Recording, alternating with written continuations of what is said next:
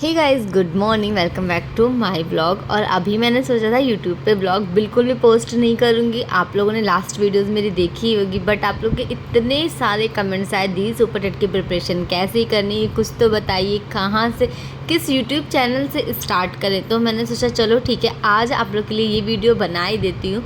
और मेरी स्टडी कैसी चल रही है आपको सब कुछ इस ब्लॉग में देखने को मिलेगा। तो चलिए अब शुरुआत करते हैं। चैनल को सब्सक्राइब करिएगा, वीडियो को लाइक भी करिएगा। सो गाइज़, अभी मेरे दिन की शुरुआत हुई थी आज हॉस्पिटल से, क्योंकि मेरा चेकअप कराना था। मैं कुछ बातें हैं जो मैं आप लोग के साथ शेयर करना चाहती हूँ, बट हाँ अभी नहीं बता सकती हूँ, बाद में बताऊँगी मैं क्यों गई थी, मैंने हॉस्पिटल में किस चीज़ का टेस्ट कराया है और क्या दिक्कत है या क्या बात है। धीरे धीरे आपको सब कुछ पता चल जाएगा मेरे ब्लॉग्स में। और यहीं पे सृजा के टाइम पे सारे टेस्ट हुए थे मेरे, फर्स्ट मंथ से लेकर के लास्ट सभी टेस्ट। और आज सृजा फर्स्ट टाइम यहाँ पे आई है। बहुत ज़्यादा ऐसे देख रही थी कि लोग कर क्या रहे हैं यहाँ पे, क्या हो रहा है। सृजा की चुरखी, बहुत लोग कहते हैं कि बहुत क्यूट सी लगती है चोटी उसकी, बट पता है अभी उसका मुंडन नहीं करा सकते। हमारे यहाँ 3 साल पूरा होने पे मुंडन होता है, तो 3 साल पूरा हो जाएगा फिर सृजा का मुंडन होगा। और अब बारी आती है ब्लड सैंपल देने की। सो गाइज, मुझे लग रहा है इतना सारा इन्होंने ब्लड निकाल लिया था कि पूछो मत, पर कोई बात नहीं, कुछ पाने के लिए कुछ खोना पड़ता है, इसलिए मैंने अपना ब्लड दिया है। और आपको मैं ये बता दूँ, वहाँ पे बहुत ज़्यादा लेट हो गए थे हम लोग, इनको ऑफिस भी जाना था। अभी मैंने नाश्ता नहीं बनाया था, तो इन्होंने अपने लिए मिक्स पराठा लिया था और मैंने अपने लिए प्याज के पराठे लिए थे। और सृजा सो गई थी थक के बेचारी। बस ये था कि चलो जल्दी जल्दी नाश्ता करके फिर वो अब मुझे घर छोड़ के बाहर से ही अपना ऑफिस चले जाएंगे। और अब हम लोग आ गए घर। घर आते ही सृजा सो रही थी, तो मैंने उसको लिटा दिया था। और पता है, थोड़ी सी स्टडी अपनी स्टार्ट करी, क्योंकि अभी मेरे पास टाइम नहीं है। मुझे घर के कामों के साथ में पढ़ाई करनी पड़ती है। और सबसे बड़ी दिक्कत आ रही है मेरी पढ़ाई में सृजा। कहना नहीं चाहिए, बट एक्चुअली बच्चे के बाद पढ़ाई नहीं हो पाती है। मेरे हस्बैंड हमेशा कहते हैं तुम पढ़ सकती हो, टाइम वेस्ट मत करो, ये ना करो वो ना करो, बट नहीं हो पाता है पढ़ाई। कभी ना कभी ऐसे आता है ना, अगर मैं बुक्स भी खोलती तो उसने तो मेरी बुक भी एक फाड़ दी है फ़िलहाल। तो मुझे ऐसा लगता है जब वो सो जाएगी तभी अच्छे से पढ़ाई होगी, और रात में तो मैं नहीं पढ़ पा रही हूँ। इस टाइम पे मैं बहुत ज़्यादा थक जाती हूँ। वो चलती है और उसके पीछे पीछे मुझे भागना रहता है, तो इस वजह से। और फिलहाल मैं स्टडी कर रही हूँ यहाँ पे अपनी पीडीएफ से। मैंने अब पीडीएफ निकलवाई थी, क्योंकि अभी नोट्स बनाने का टाइम नहीं है उतना। और मैंने सुपर टेट के लिए कोई बैच नहीं लिया है। अगर मैं यहाँ पंजाब में रहूँगी तो मैं बैच ज़रूर लूँगी किसी भी एक टीचर का, वो आपके साथ शेयर करूँगी। और अगर मैं घर गई तो वहाँ पे मैं ऑफ़लाइन कोचिंग करूँगी, क्योंकि मुझे ना ऑफ़लाइन टीचर से ज़्यादा समझ में आता है। और वो सर से मैंने सीटेट के लिए पढ़ा था काफ़ी टाइम पहले, बट वो बहुत अच्छा पढ़ाते हैं। और उनका पढ़ाया हुआ साइको और हिंदी, 2 सब्जेक्ट आप सोच लो ना कि बहुत अच्छा स्कोर कर जाओगे। तो ये 2 सब्जेक्ट सच में बहुत अच्छा सर का रहता है। तो मैं घर अगर गई तो उन्हीं से पढ़ूँगी। नेक्स्ट, आप लोग कहते हैं मैंने कौन सा बैच लिया, ये मेरा दूसरा बैच था, सुपर टेट का नहीं है, जिसकी मैंने पीडीएफ निकलवाई है। और हाँ, इसके लिए ये होता है कि आपको सब्जेक्ट कहीं ना कहीं से उस सब्जेक्ट पे फोकस करो जो आना ही आना है, जैसे मैथ, हिंदी, जीएस। तो अभी मेरा वहाँ पे हिंदी आना है, तो हिंदी के लिए मैंने पढ़ाई की थी, उपसर्ग वगैरह पढ़ा था। और मुझे ना कभी कभी बहुत ज़्यादा कन्फ्यूज़न होती है। जैसे मैंने प्रत्यय पढ़ा, प्रत्यय बहुत आसान होता है, ठीक है, उपसर्ग प्रत्यय, बट प्रत्यय में तद्धित प्रत्यय, कृदंत प्रत्यय, इन सब को लेकर के काफ़ी ज़्यादा कन्फ्यूज़न हो जाती है कि ये कौन कौन से प्रत्यय आते हैं। क्योंकि मैं जिस एग्ज़ाम की प्रिपरेशन कर रही थी उसमें हिंदी काफ़ी अच्छा करना है, तो मैं सबसे ज़्यादा फोकस अपने हिंदी पे कर रही हूँ फ़िलहाल। क्योंकि सुपर टेट के साथ साथ मैं 1-2 एग्ज़ाम सोचती हूँ कि और भी दे लूँ, बहुत ज़्यादा टफ है। देखिए सुपर टेट में वैकेंसी तो बहुत कम है, बस ये उम्मीद है कि थोड़ी सी वैकेंसी और बढ़ जाए। और ये जो 25 नंबर शिक्षा मित्र वाला है उसमें भी हमें दिक्कत होगी, क्योंकि भाई एक एक नंबर पे इतने सारे बच्चे होते हैं। यहाँ तो बात 25 नंबर की हो रही है। और थोड़ी देर पढ़ाई करने के बाद में मैं आ गई किचन में, क्योंकि दोपहर में इनको लंच करने घर पर आना होता है। और इसके साथ साथ सृजा की बॉटल भी रखी हुई, उसे भी गर्म करना, क्योंकि मैंने आज मॉर्निंग बहुत हल्का फुल्का काम किया था, जैसे कि झाड़ू पोछा करके। सृजा सो रही थी, अभी सृजा जग चुकी है, तो मैंने उसको 2-4 खिलौने पकड़ा दिए हैं। नीचे ही किचन में ही है वो मेरे पास में, क्योंकि वो मुझे छोड़ के दूर रहती नहीं है। बट ये कि चलो ठीक है, अब मैं खाना अपना फटाफट बना लेती हूँ। इसीलिए लगता है ना कि थोड़ा सा पढ़ाई कर लो फिर खाना बना लो, तो ये रहता है चलो ठीक है, कुछ तो पढ़ा, आधा 1 घंटा ये स्टार्ट तो करा मैंने पढ़ाई, बट जिस दिन बिल्कुल भी पढ़ाई नहीं होती उस दिन मन तो बहुत बेकार लगता है मेरा। मैं कहाँ से क्या स्टार्ट करूँ, यही सोचते सोचते वो मेरा पूरा दिन ख़राब हो जाता है। अगर आप लोग के साथ भी ऐसा होता होगा तो कमेंट में ज़रूर बताइएगा।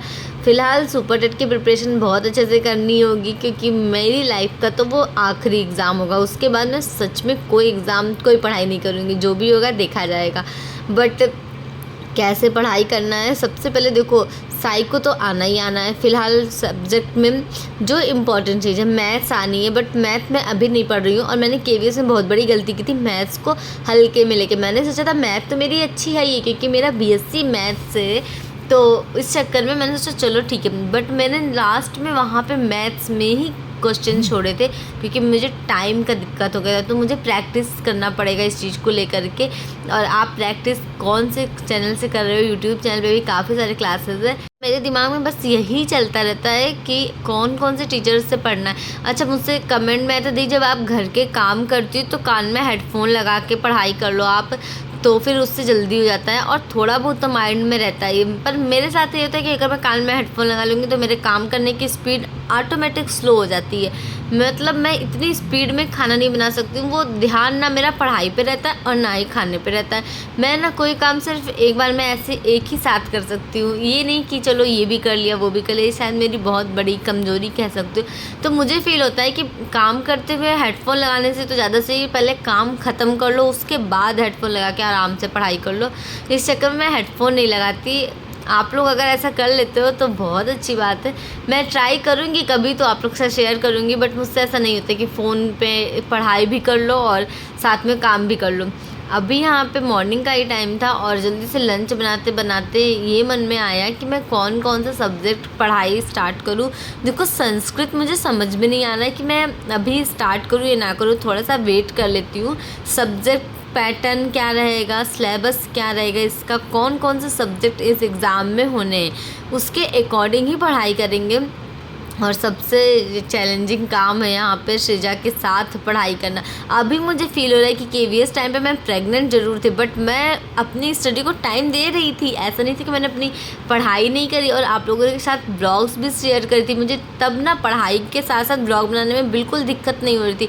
बट सृजा के टाइम पे अगर वो सो जाती है, मैं वीडियोस बनाती हूँ, तो फिर दिक्कत करेगा कि चलो वो सो गई तो मैं वीडियो क्यों बना रही हूँ। मुझे लगता है कि मुझे पढ़ाई करनी चाहिए, सोते टाइम तो पढ़ ही लो।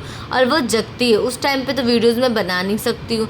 तो कई सारी चीज़ें मेरी लाइफ में चल रही जिनमें मुझे स्टॉप करना होगा, जैसे कि यूट्यूब को थोड़ा सा ब्रेक देना होगा। बट ठीक है, कोई बात नहीं। और शाम को आज हम लोग घूमने गए थे, इतनी खूबसूरत मंदिर हमारे ही शहर में, हमें पता ही नहीं था। मुझे पहले पता होता तो मैं मम्मी को ज़रूर लेके आती यहाँ पे, और भाई बहन को भी जो जो हमारे यहाँ घूमने आए। मतलब इतनी गजब की मंदिर। मैं यहाँ पे भैया भाभी के साथ आई थी, इनके दोस्त हैं उनके साथ में, और इतना अच्छा लग रहा था यार। मतलब सारे भगवान, और इतनी बड़ी मंदिर, अंदर गुफा, जून गुफा, ये मतलब वैष्णो देवी का पूरा, फिर वहाँ पे जगन्नाथ जी का था, और इतना प्यारा यार। मतलब मन ही नहीं कर रहा था यहाँ से निकलने का। शंकर जी की मंदिर यहाँ पे हम लोग एक साइड है, और सबसे बड़ी चीज़ कि पूरी मंदिर आपस में कनेक्ट थी। आप एक जगह से स्टार्ट करोगे और जब तक पूरा मंदिर घूम नहीं लोगे तब तक आप नीचे नहीं उतरोगे, और बिल्कुल भी बोर नहीं होगे। मतलब बहुत ही अच्छा लगा। अभी वहाँ मंदिर से घूम के आने के बाद सृजा के पापा सृजा को टहला रहे थे, और दिक्कत तो ये कि मेरा भी पेपर रहता है, इनके पापा का भी पेपर रहता है। मतलब अगर मेरा पेपर ना हो, उनका पेपर हो, तो मैं बच्चा संभाल लूँगी, और अगर उनका पेपर नहीं है तो वो ऑफिस के टाइम पे मैं सिर्फ सृजा को देखूँ। जब वो ऑफिस से आ जाए तो सृजा को पकड़ लें, तो सृजा आराम से उनके साथ खेले और मैं अपनी पढ़ाई कर लूँ। बट हमारे साथ तो ये दिक्कत होती है कि इनका भी पेपर है और मेरा भी पेपर है। इनके तो बहुत सारे पेपर हैं। पहला तो सीजीएल का ही पेपर है, और ये अब की संडे को पड़ेगा। इनका सेंटर गया है शायद जालंधर या अमृतसर, चंडीगढ़, कुछ इधर ही गया है पास में। तो ऐसा मतलब मॉर्निंग में जाके इवनिंग तक चले आएंगे पेपर दे के। ये नहीं पता मुझे अभी इनका कि कौन सी शिफ्ट में आएंगे, तब पूछ के बताती हूँ। और मेरा ये रहता है कि ये ऑफिस से आते हैं, फिर इनको भी पढ़ना होता है, मुझे भी पढ़ना होता है, फिर उस टाइम बच्चा कौन देखे, ये बहुत बड़ी चीज़ होती है। तो नहीं होगा तो पेपर टाइम पे मैं घर ही चली जाऊँगी, ताकि सृजा को मम्मी लोग संभाल लेंगी। हमारी गोल्डी की स्टडी अपना आराम से होती रहेगी, ज़्यादा फ़र्क नहीं पड़ेगा। थोड़ा बहुत तो देखना ही पड़ेगा, मैनेज करना ही पड़ेगा कैसे ना कैसे करके।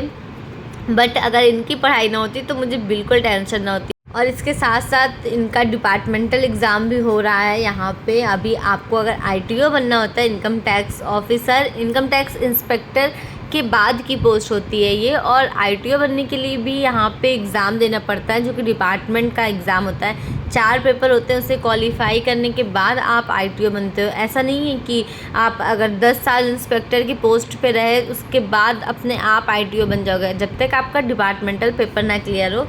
तो अभी लोग का वो भी एग्ज़ाम होना है। देखिए उसकी ये पढ़ाई कर नहीं रहे हैं, क्योंकि सीजल का पेपर हो जाए पहले।